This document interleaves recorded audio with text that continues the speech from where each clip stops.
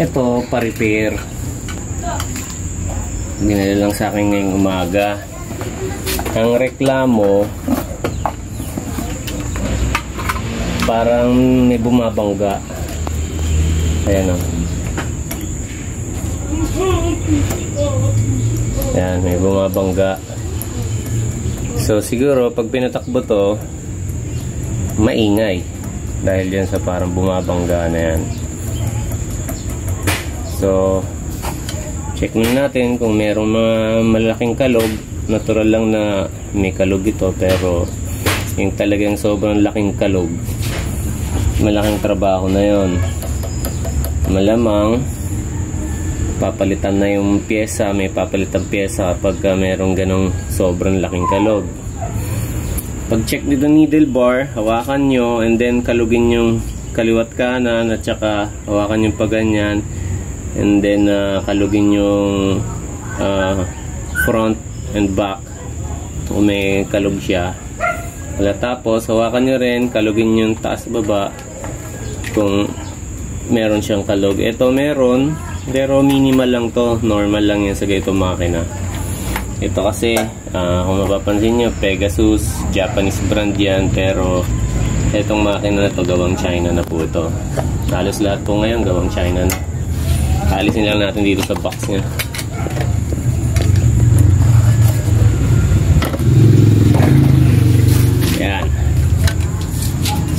Ito, ganun din. Check natin kung meron siyang malaking kalog. Hawakan nyo. Pag ganun ang alok niya.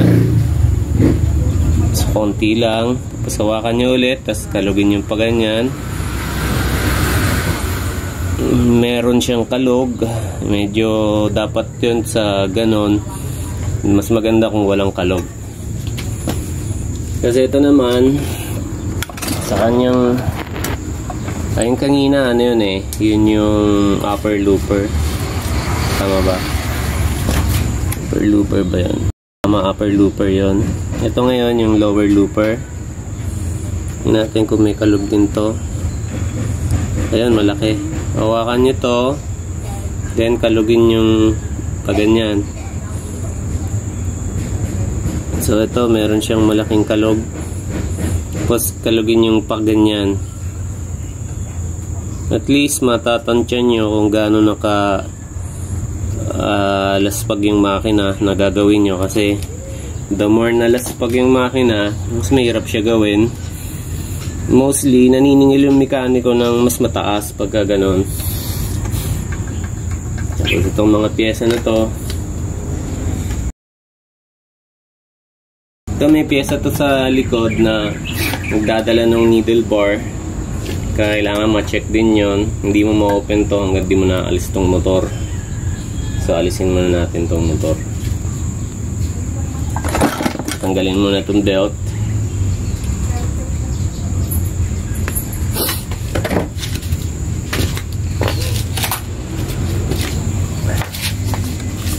Ilugan mo to or aalisin para ma-swing out mo tong motor.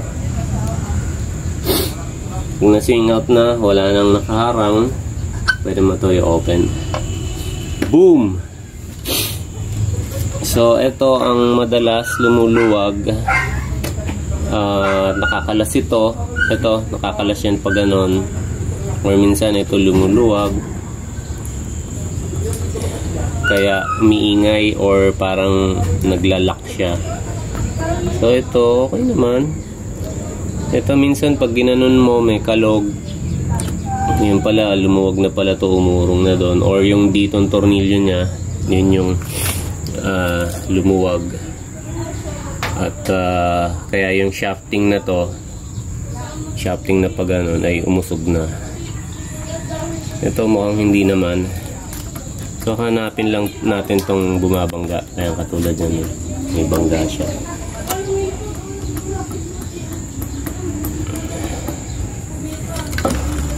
Okay.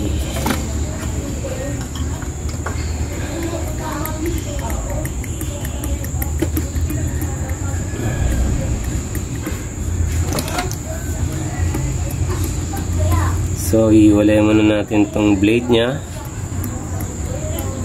Oops, mukhang alam ko na kung anong bumabangga. Kung mapapansin nyo to, bumabangga siya rito. Ayan o. Boom!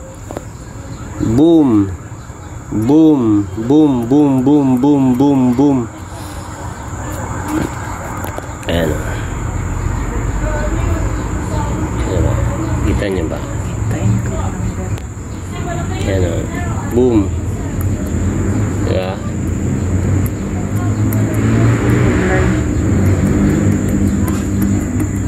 Okay, so alam na natin kung anong sira niya, anong nangyari. So, pwede natin to i-adjust pababa. Ang adjustment nito dito sa likod. Ito, open natin to. Malamang ito lumuwag or hindi maganda higpit niya. Kaya nung napuwersa yung needle bar, may tinamaan siguro yung karayom, pumusog dito. Mukhang wala nga sa ayos oh. Nakalubog yung shafting.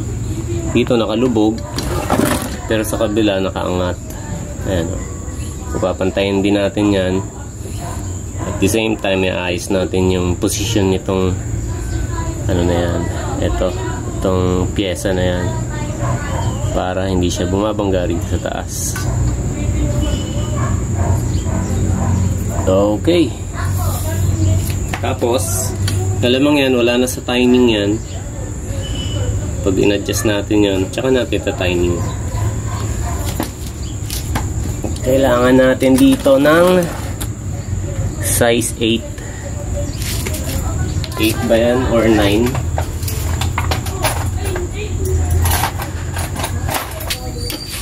So, malaki yung 9. Sakto yung 8. Maliit yung 7. Lugan muna natin to. Ito nga pala dito, meron tong tornilyo. Ito. Kikita nyo rito, meron siyang tornilyo. Dito sa ibabaw, tsaka dito sa ilalim meron din yan. Pero hindi ko na maipapakita sa inyo rito sa video kasi as in madilim doon. Tsaka masikip nasa ilalim. Pero kung titingnan nyo sa makina nyo, makikita nyo yun. Yun yung pinaka set screw nitong ano na to, pyesa na to. Itong pyesa na to, meron siyang set screw dyan eh. Tapos sa kabila, yun nga yung ano na yun. Ito, tong nut na to. So kailangan nating luwagan to, luluwagan din natin yung dalawang set screw dito para tong shafting na to maipantay natin.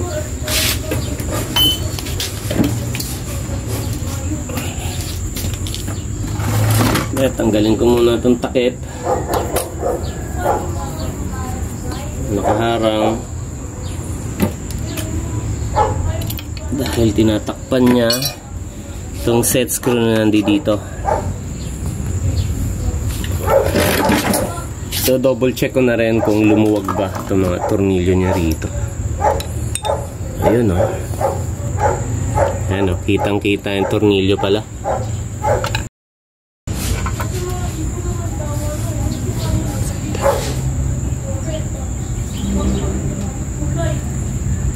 Ayun. Check ko lang kung mahigpit ba yun.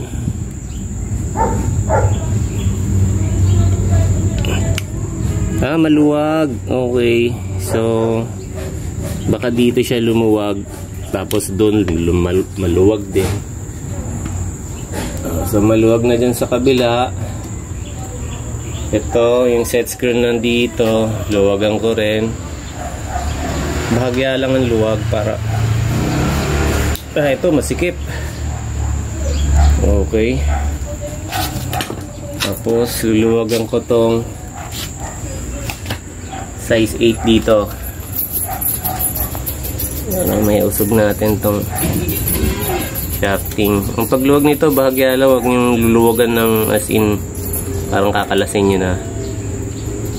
Kasi oops, yun, gumalaw na nga itong ano, nandito. Iusog lang naman natin tong kanyang shafting Okay.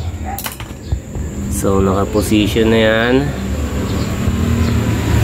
Ito yung dalawang set screw rito, dito at saka dito, mostly naka-slot yan, may slot.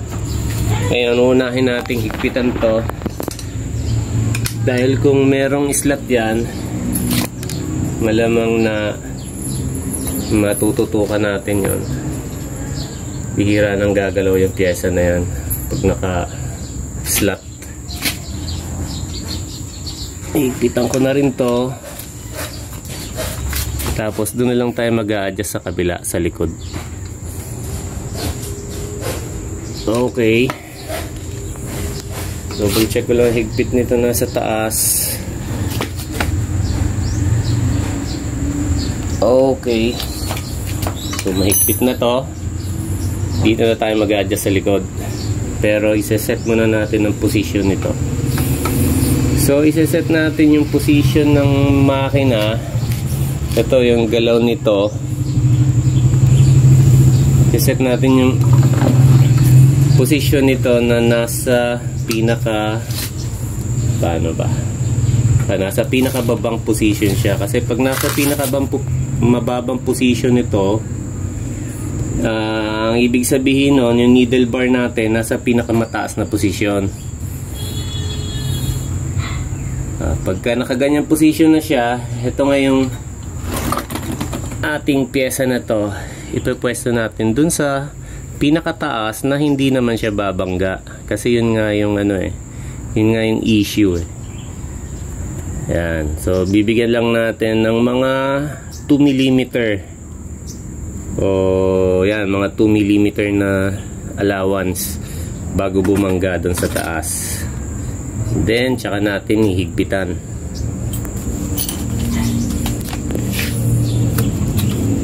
Ito ang tornilyo na to.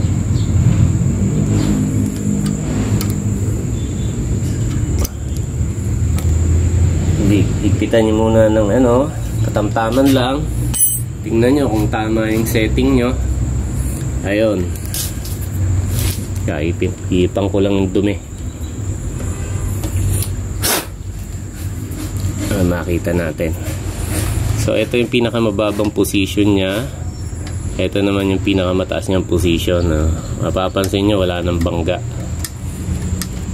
Okay. Ngayon, pwede na natin higpit ang maigi to.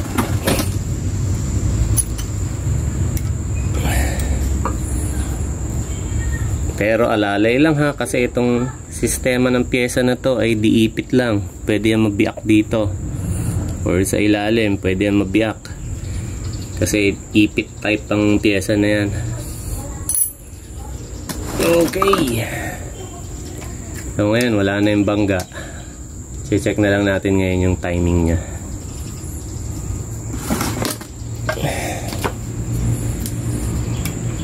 Alisin natin tong mga sinulid. Tapos alisin ko tong kanyang pressure foot. Dito yung tornilyo ng pressure foot. Iluwagan nyo lang yan, size 7. Angat nyo yung pressure foot. Yan, tapos unti-unti nyo siyang slide palabas. Okay. Tapos alisin natin tong mga sinulid para makita natin na maayos yung timing niya. May kalog na rin yung kanyang ngipin. So i-check muna natin kung tama ba kabit ng karayom. Eto dito mali, baliktad yung kabit ng karayom. I-open natin yung clamp ng karayom, size 7, pero ito bilog na nabilog na, siguro ginagamitan nila to ng plies o long nose. Okay, kukuha lang ako ng long nose. Ayan.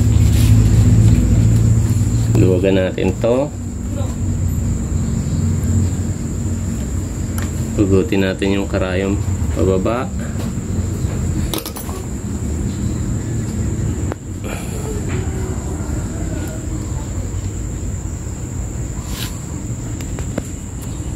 Tapos check natin yung karayom niya.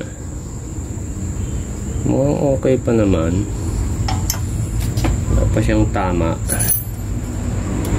Check natin kung diretso pa. Diretso pa naman. Siguro bagong palit ito. Okay. Ayos na natin yung kabit. Yung parting dulo niya na merong uka malapit sa butas. Nakaharap yun doon sa likod. Parang nakaganyan siya. Yan.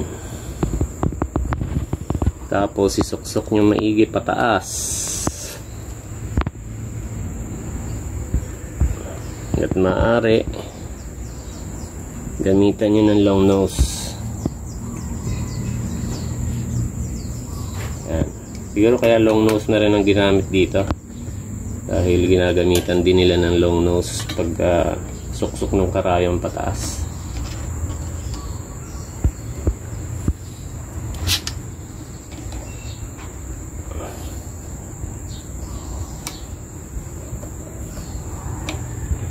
Pero ang ganda to, mapalitan eh. Palitan na lang natin tong kanyang lock nut. So ito, meron tayong extra lock nut. Maganda yan, mapalitan. Kasi malaki ang chance na pag di pinalitan yan, hindi mo papansin, hindi pala mahigpit yung karayom. Pag ginagamit mo na, biglang matanggal yung karayom, mabalian ka pa ng looper. Okay, sinulit natin.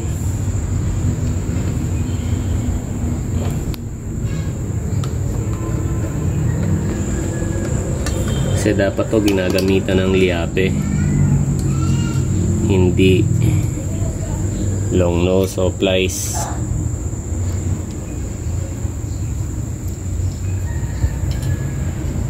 Ito yung kapalit. Mura lang naman to eh, itong nut na to. Naman to aabot ng 500 pesos. Yan, magagamitan na natin ngayon ng liabe.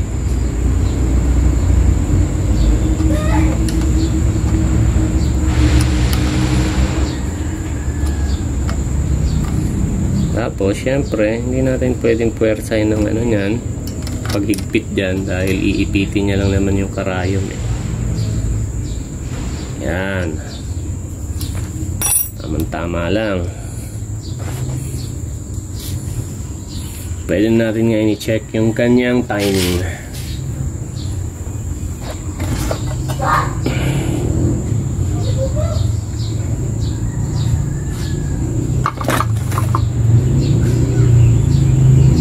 Kung mapapansin nyo, yung kanyang karayom, check nyo muna kung siguradong sentro ba yung karayom doon sa butas ng throat plate. So ganyan, okay na yan, as long as hindi naman sumasayad sa throat plate. Okay. Pero hanggat maaari, kung gusto nyo talaga, pwede nyo isentro. Ang paraan para masentro yan ay itong throat plate, iusog nyo. Ngayon, check naman natin yung dikit ng looper doon sa karayom at saka doon sa kapwa niya looper. So ito, masyadong mababa yung ating karayom. Ay hindi, tama lang. Ano, yung motion ng karayom na pataas siya. Kaya pataas, parang mataas pa nga ito eh.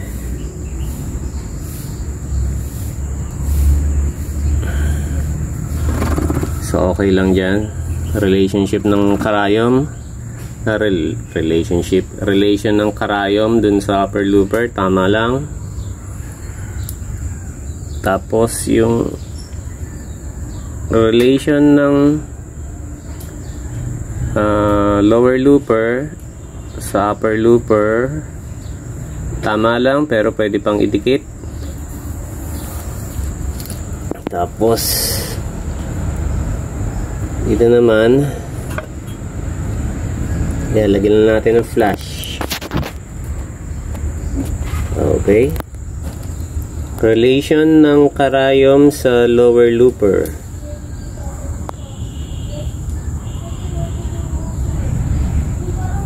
Oops, may sinulid pa. Alisin muna natin.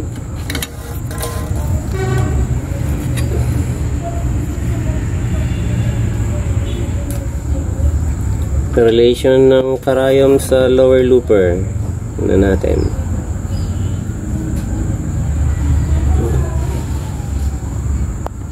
Parang dikit lang, ano, medyo blurred eh. Yan, kulang.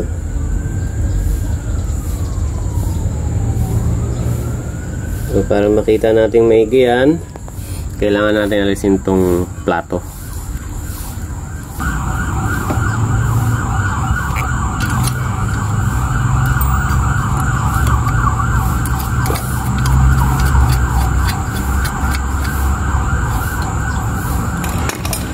Iangat nyo yung karayom, tapos tandahan yung alisin to.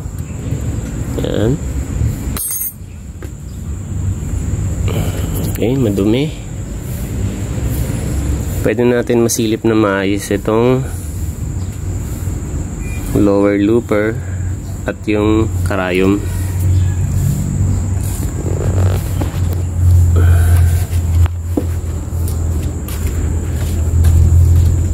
Hanapan lang natin ang anggulo.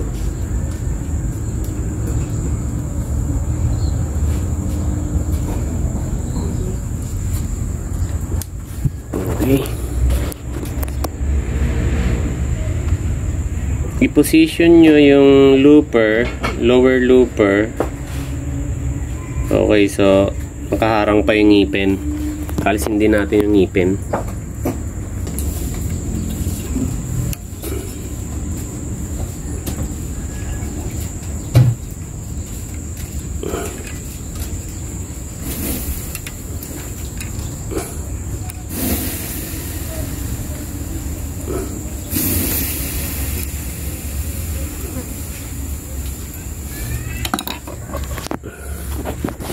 So ngayon wala na nakaharang.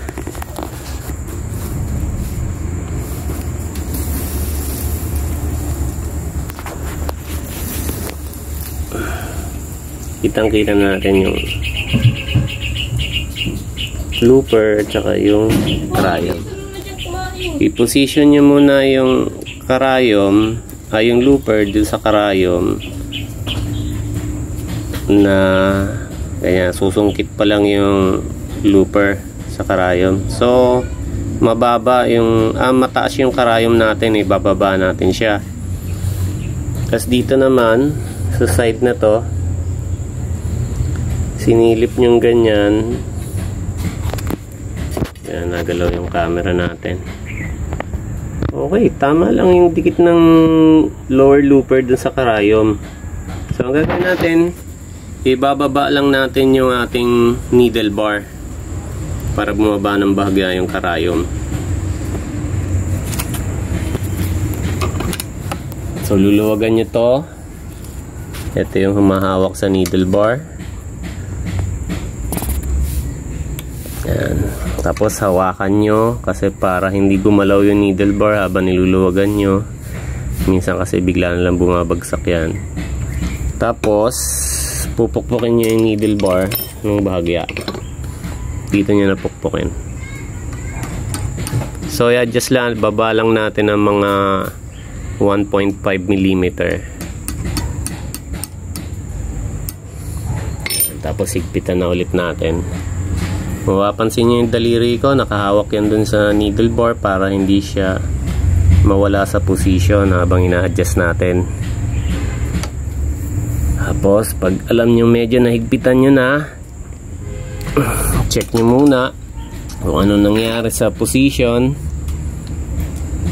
Yan, mukhang tama na. And then check nyo rin yung position ng upper looper sa karayom.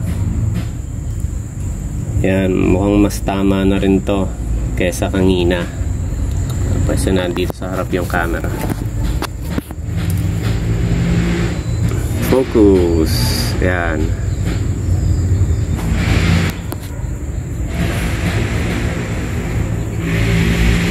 Yan yung laro nila. Yan, medyo nakababa na ng konti yung karayom compared dun kanina. Okay. Ngayon, kakabit na natin yung mga pyesa. Unahin muna natin yung ngipin.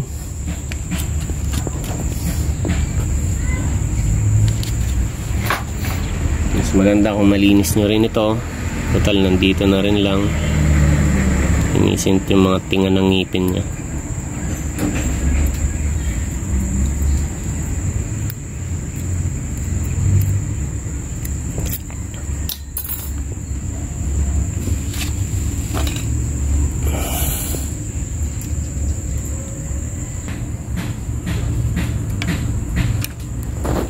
Tapos huwag nyo masyadong higpitan yung sa ngipin kasi adjust pa natin yung taas nya. Kabit nyo muna yung kanyang throat plate.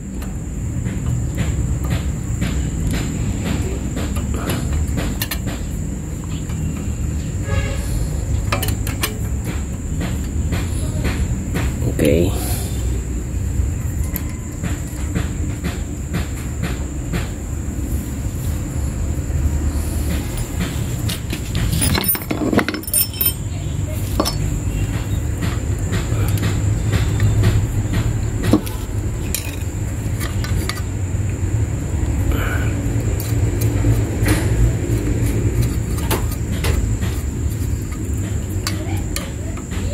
Ito namang throat plate, pwede nyo na itong higpitan talaga.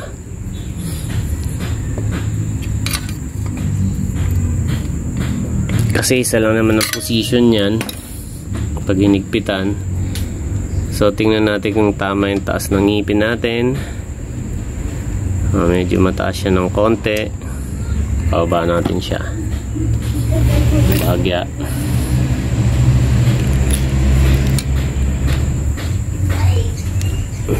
Iwagan natin ng bagya.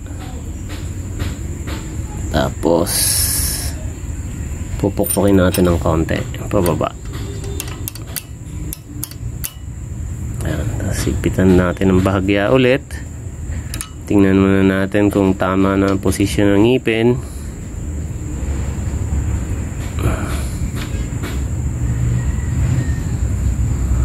Mukhang tama naman na.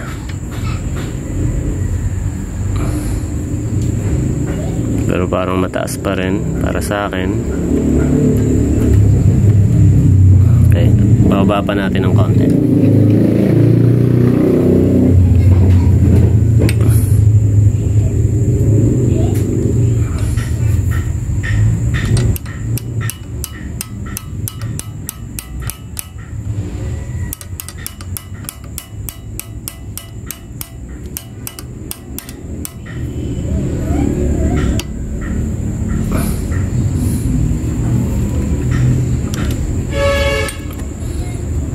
Higpitan.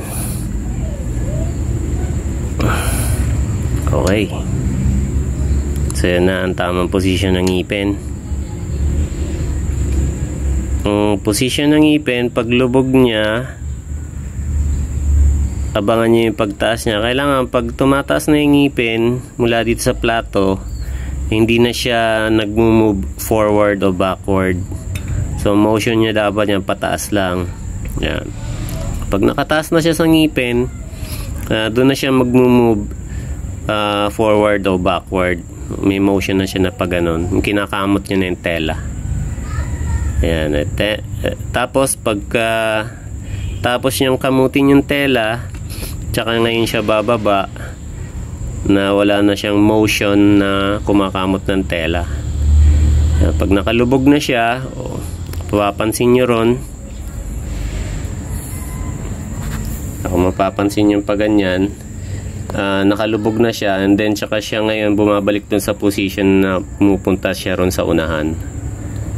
Paglabas niya ulit, paglitaw niya sa plato, hindi siya kumikilos, and then pag nakaangat na siya sa plato, ayan, tsaka siya ngayon kikilos na may motion na siya na kumakamot na ng tela. Dapat ganon. Okay, so nakaposisyon na maayos yung taas ng ngipin natin. Kakabit natin yung pressure foot. Medyo taas niya yung karayom, taas niya yung pressure arm, pressure foot arm. Isuksok niyo tong pressure foot. Yan na siya. So siguruhin nyo na nakasentro yung karayom dun sa pressure foot.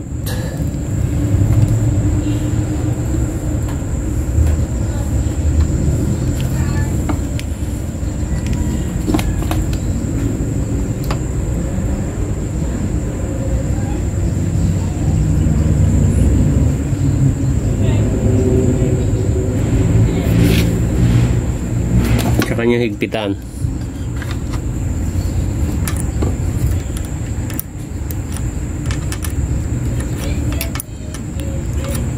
Ito yung mahawak sa pressure foot, size 7 na tornilyo rito.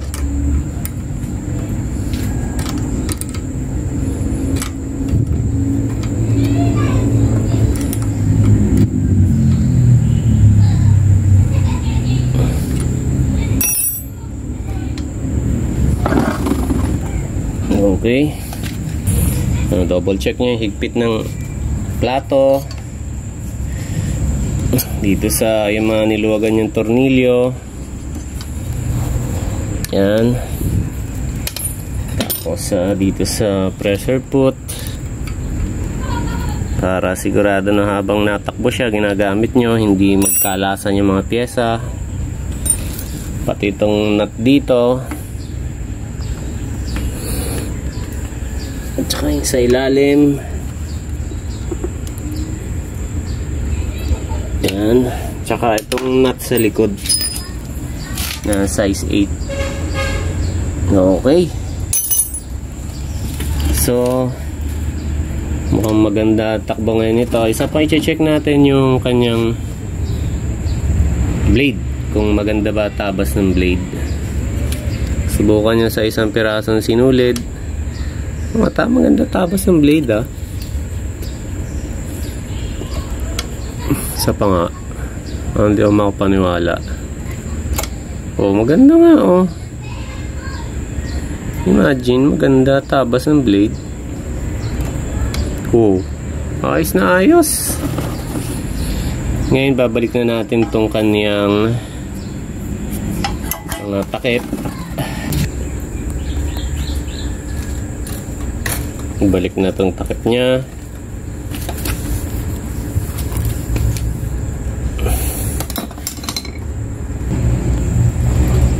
Tapos since wala tayong naka-reading compressor para malinis yan, hindi naman karumihan talaga, i-close na muna natin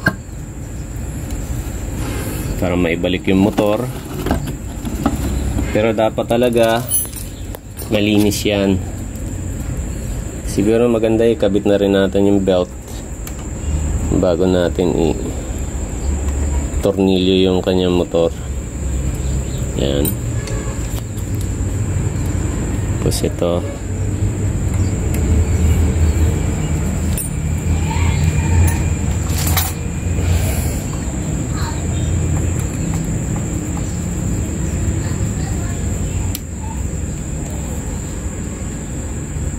okay. So okay lang to, higpit ng belt nya. Ngayon naman susubukan natin yung tahi nya. Kaya lang wala tong thread stand, so maggagawa muna tayo ng pinaka thread stand nya, or ipapatong na lang natin dun sa ibang mesa para makigamit tayo ng sinulid. Okay, let's go. Okay, so ngayon nandito tayo sa mesa ng ibang makina. Makikigamit lang tayo ng sinulid nila para dito sa ating edging. Testing natin kung tatahi ba siya dun sa ginawa nating pag-setup. Yung pagsuot po ng sinulid nito, may separate video na po ako noon kung paano ang pagsuot ng sinulid. Paki-search na lang ho yun. Dito ang gagawin natin ay dudugtungan na lang natin, and then kung alin man ang sinulid dyan na natanggal, ayun na isusuot natin. Okay, so ito hihilain na lang, tapos ihuhuli natin, ikabit yun sa karayom. So ito susuot pa natin sa looper. Okay,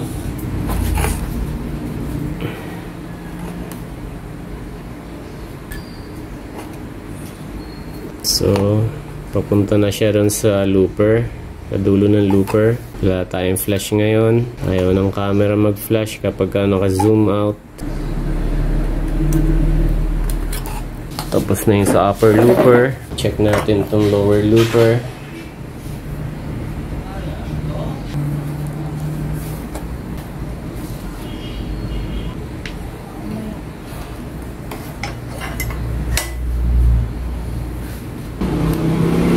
Sa karayom,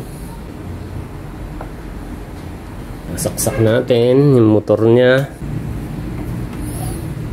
Kailangan natin ng tela.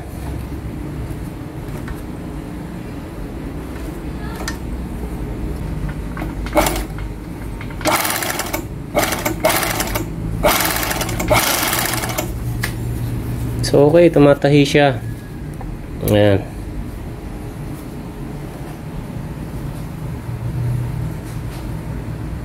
Ayan yung tahi niya. So makitid lang yung tahi nila. Siguro yan talaga ang setting nila. Okay, so okay na yung makina.